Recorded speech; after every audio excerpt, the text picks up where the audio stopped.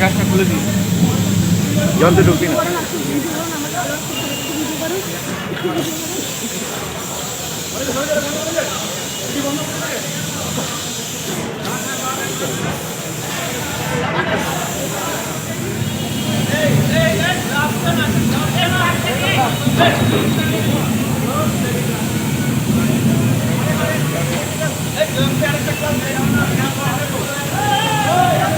Cylinder আছে, gas cylinder.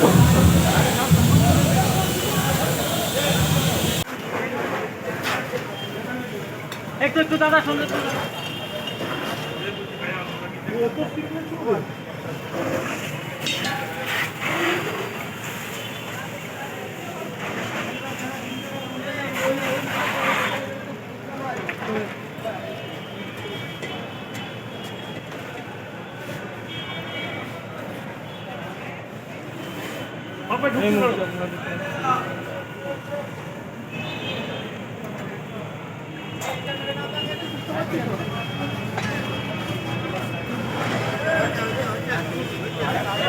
ছড়িয়ে যায় এবং গ্যাসটি একটা ছোট্ট সিলিন্ডার ছিল, সেটা বাস্ট করে।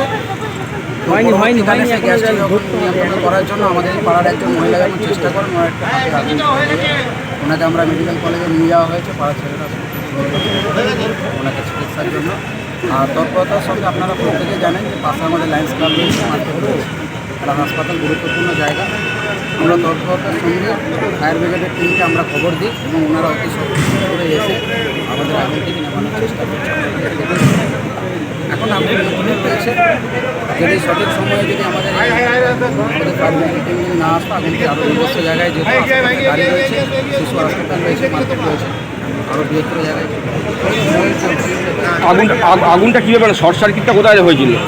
পাশে চায়ের দোকান রয়েছে, এই দোকান থেকে গ্যাস কোনো রকমের লিকেজের কারণবশত আগুনটি লেগে যায় এবং একজন মহিলা সেটিকে নিয়ন্ত্রণ করতে যায়, আমাদের পাড়ারই মহিলা। ওনার হাতে একটু আগুন লেগে যায়, 4 চাকা গাড়িতেও আগুন লেগে গ্যাসটি যখন বাস্ট করার ফলে পাশে যে 4 চাকাটি রয়েছে ওটাকে আগুন ধরে। এবার যখন গ্যাস সিলিন্ডার ছিল, প্রত্যেকে আমরা তো সকলেই চেষ্টা করছি আগুনটা লেগে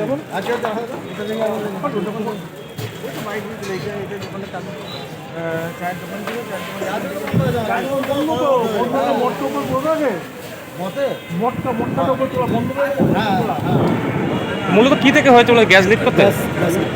কি বড় গ্যাস না ছোট গ্যাস? ছোট গ্যাস।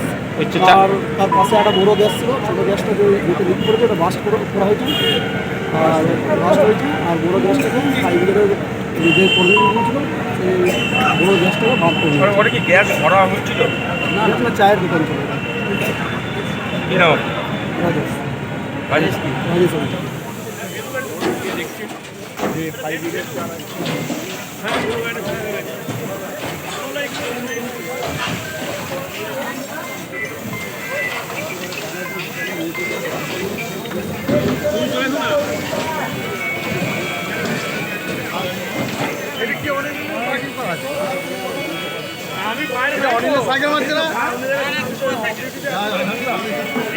কীভাবে লেগেছে সেটা এখন নির্ণয় করা অ্যাট এ টাইম এরকমভাবে সম্ভব নয়, ঠিক আছে? আমরা যখন ফায়ার স্পট অ্যাটেন্ড করেছি, আপনাদের সামনেই দেখতে পাচ্ছেন যে একটা 4 হুইলার যার আমরা রেজিস্ট্রেশন নাম্বার এবং কোনো চ্যাচিস নাম্বার, ইঞ্জিন নাম্বার এখনও আইডেন্টিফাই করতে পারিনি, কারণ ফুল বডি বার্ন হয়েছে। সে এটা লেগেছিল, ওখানে সামান্য কিছু ফুয়েল ছিল যেটার থেকে আগুনটা একটু বেড়েছিল, কিন্তু গাড়িটি ছাড়া সারাউন্ডিং কোনো ড্যামেজ নেই। আর পাশে একটা কিচেন রুমের মতন লাগছে, ওটা একটা ছিল, ওখানে কুকিং প্লেস দেখলাম, ওখানে এলপিজি সিলিন্ডার আছে, আনঅথরাইজ 4টে সিলিন্ডার আছে। আমরা দেখছি ওটা কার কি আছে, আইন মোতাবেক আমরা তাকে একটু ডাকবো, সাবধানতা অবলম্বন করার জন্য বলবো। আর যেটা সবথেকে ভালো জিনিস, যেটা আমাদের জন্য সুখবর, যেটা হচ্ছে এখানে কোনো ক্যাজুয়ালিটি বা কোনো ইনজিওর হয়নি, কোনো লাইভ এনভায়রনমেন্ট হয়নি। সামান্য গাড়িটা ক্ষয়ক্ষতি হয়েছে, রান্নাঘরটা পার্সিয়ালি পার্ট একটু ড্যামেজ হয়েছে।